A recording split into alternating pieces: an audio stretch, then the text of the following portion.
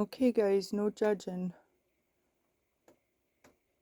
I have myself some fast food here. I'll show you what I got. What's in the bag?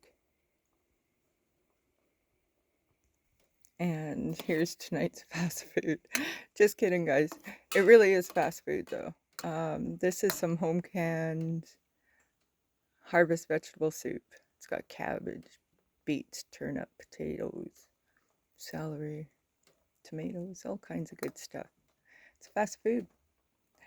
Boil hard, 10 minutes, boom, dinner's ready. Hope you all had a good day today. Much love, everyone.